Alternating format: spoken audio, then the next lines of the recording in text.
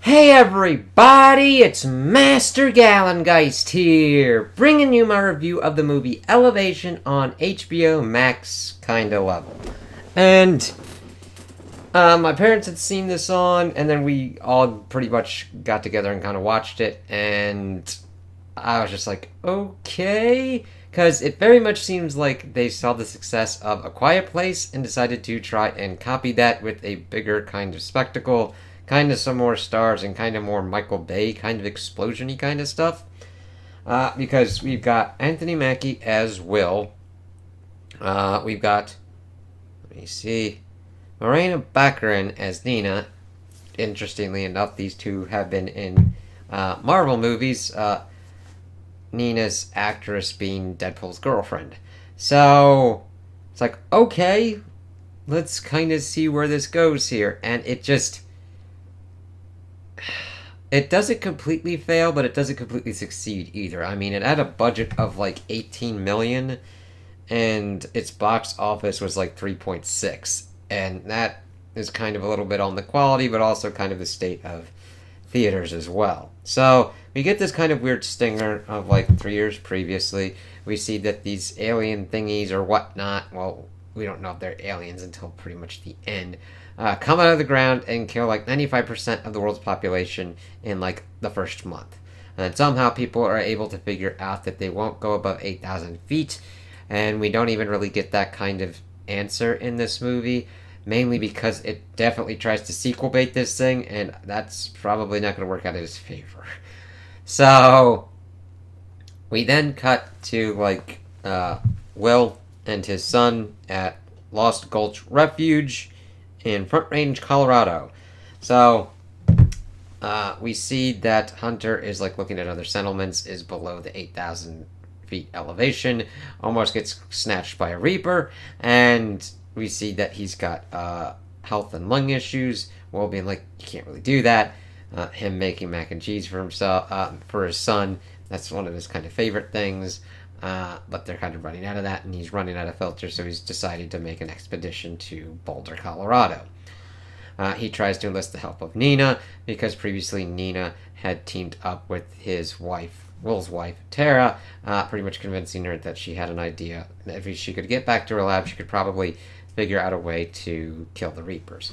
They didn't make that. Nina somehow is the only one to survive and come back, and Will, of course, harbors that against her, but he needs help to get to Boulder, Colorado, and get the oxygen, saying that they only have to go below it twice, the elevation line. It's like, alright. So Katie joins up as well, pretty much your sacrificial kind of one, and also to pretty much butt more heads with Nina, but we really don't really need that. It's also adding kind of more sexual tension with Katie wanting to pretty much, I guess, get together with Will. Nina pretty much calls her out for that on the kind of little kind of bit when they're trying to pretty much talk about what's going on with the Reapers. Will bringing up that it's like divine judgment and stuff. Katie bringing up that they're like the new apex predator, but Nina's like, they're not killing to eat. They're just killing. That's not what a predator does. It's like, yeah, but they don't really go much more in depth with that. So Will's whole kind of plan is to utilize mines. Well, these fuckers came out of the ground cicada-like, so it's like, what are you attempting to do here, dude? So they do go into the mines, and this is where shit gets kind of nutty. We had also had this whole kind of ski lift thing that I don't think really needed to happen at all, just mainly showcasing the grenade launchers, which this one fired vastly farther kind of range than I'd really ever seen before. And pretty much had really bad CGI. The Reapers themselves have good CGI. They look really cool, and they have nice kind of flow until they're like on the green screen kind of shit. And they, for some reason, can detect CO2. So there's not really much you can do with that. Holding your breath is not really a tenable kind of strategy against them. But we see them kind of get on these ski lifts, and it's like a TV show where they're in a car and driving, and you see the background. It's like really bad. It's like, what the fuck, man? So they get into the mines, and certain things are blocked off and everything, and Will's like, ah, shit! And they just keep kind of going lower, and of course run into a Reaper, get backed into a literal corner, but then they find another kind of hole. This one's kind of weird, because we see Katie kind of crawl through into one kind of like space, and then crawl through accidentally to the tunnel that the Reaper was in, kills her ass, and gets dragged away. Will and Nina then find another ladder and talk about like getting like she believes in God, but mainly for revenge against the Reapers. So they find this car, get the boulder, they go through and pretty much find the filters, even though it was kind of tense there. Reaper tries to get him, but Will is able to blow it up, and it's fucked up, but it gets back and gets better. And Nina, they then drive to Nina's lab. She's trying to figure out all this kind of stuff, and she used to have a family and was trying to do a discovery with Cobalt when everything went down. And then she kind of pretty much is cooking bullets in this shit to pretty much make them explode. Will pretty much then uses this card that kind of flips. We get this stupid kind of drone shot that's kind of like just not useful whatsoever before we see that Nina, he's pretty much set upon by 3 of the Reapers. Nina comes out and pretty much blows him up and kills him because she was able to kill the one that was coming for her ass with the bullets. It's like, yeah, I got this shit. So she raises a pirate flag and signifying that everybody's all can kill these fucking things, and then we see them kind of like going through and seeing them kind of blow up and shit.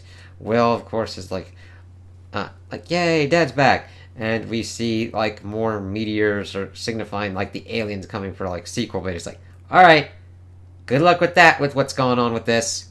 So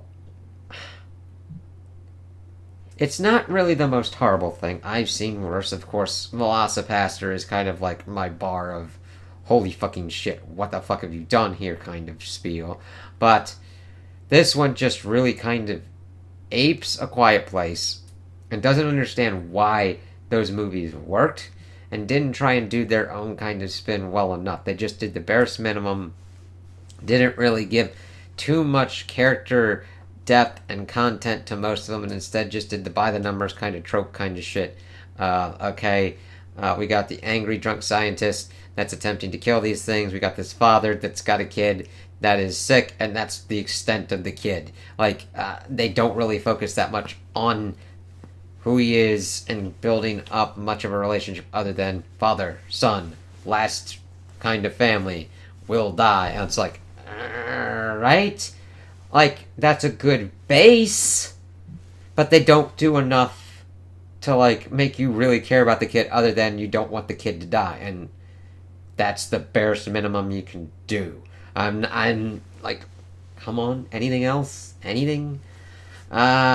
So I'm not expecting this to get any kind of sequels like A Quiet Place, because it doesn't really flesh out the characters like in that. The gimmick is more that you'd have to stay above 8,000 feet. And that's just arbitrary, at least at the moment, because it's not really explained. Like, my problem is it's withholding certain kind of answers that you really would be more interested in having now, because you're never guaranteed a sequel. And I don't know what the fuck's happening with this, but with that kind of return, I don't expect shit. The actors did the best that they could with the content they had. I mean, they were just given basic kind of stuff, so I can't really... There's only so much you can do when you're trying to sell that kind of shit. And especially if the directors and the writers aren't interested in diving into what's going on with the creatures, why are they killing, and if they're not killing to eat, what's kind of going on with that. You know what I mean? Other than that, it's just like, alright. I don't feel like it was a complete waste. It comes in under 2 hours. Let me see. 92 minutes. I mean, it came out last year. Would I recommend it?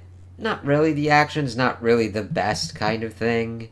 But if you need some kind of action kind of thing, it's fine to put on in the background. Doesn't get really bloody or gory. I mean, there's one pretty much death that we've got, and that's about it. So even for a kind of monster gore slash fest, it doesn't really even fill that kind of niche. World building and lore building, they do the barest minimum. So you're like, eh. When I hit like on Underworld franchises, like Lord, don't go that deep. Like they do certain kind of things, and it's just like it just keeps expanding. But they don't really do it like, but it's like a puddle that's like going out instead of going out into further waters for further depths. They don't really do that. So there's worse things out there, but there's also better things out there if you want to kind of look at it. I would recommend the Quiet Place movies over this movie. Yeah. But if you need something on in the background, it definitely would fill that. So, those are my opinions on the movie. Tell me what you guys think in the comments below. If you liked it, if you didn't like it, if you agree with me, if you disagree with me. Also, like and subscribe, and I hope you have a good day.